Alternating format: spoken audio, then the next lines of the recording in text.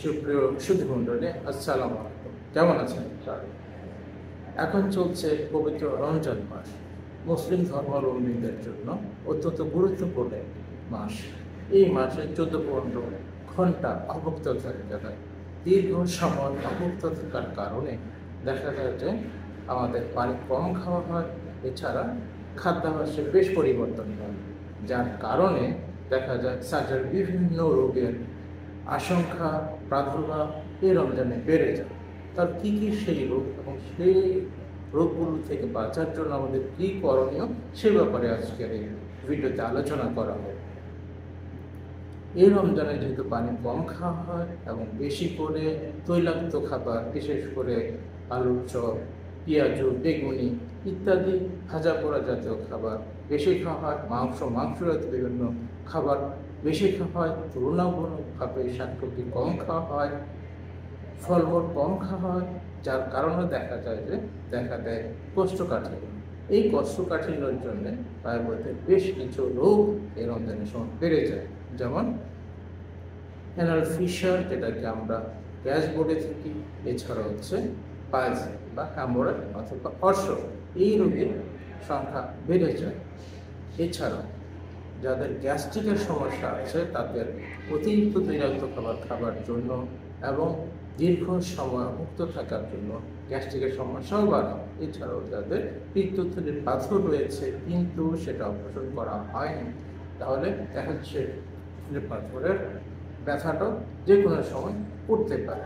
এছাড়াও পানি কম খাওয়ার কারণে দেখা যায় যে পানি জাতীয় খাবার কম খাওয়ার কারণে দেখা যায় যে ইনফেকশনের সম্ভাবনা বাড়ে। তাহলে কী করবো, কীভাবে এই রোগগুলো থেকে নিজেকে বাঁচাবো সেই ব্যাপারে একটু আলোচনা করা যায়।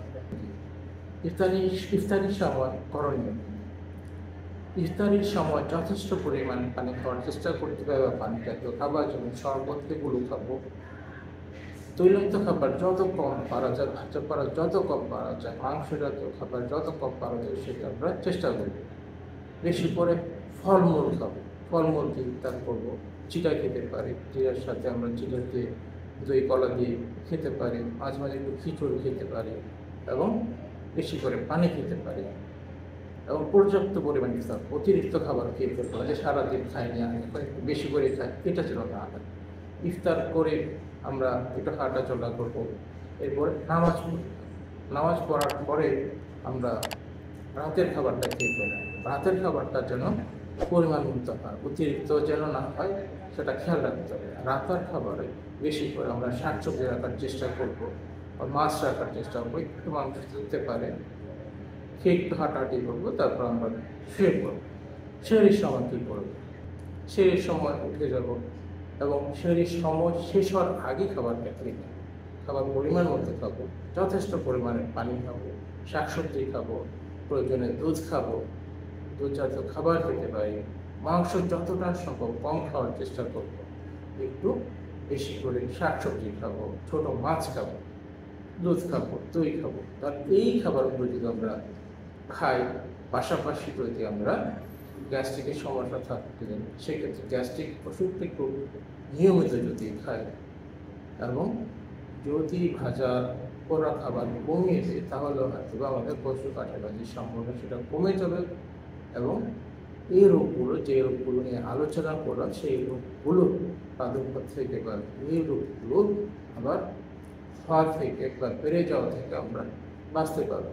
তো আশা করি সবাই এই নিয়মগুলো ফলো করবেন, এই খাদ্যাভ্যাসগুলো চেষ্টা করবেন, তাহলে আপনারা ইনশাল্লাহ এই রমজানে ভালো থাকবেন এবং খুব ভালোভাবে সেগুলো সম্পন্ন করতে পারবেন। সবাইকে অনেক ধন্যবাদ।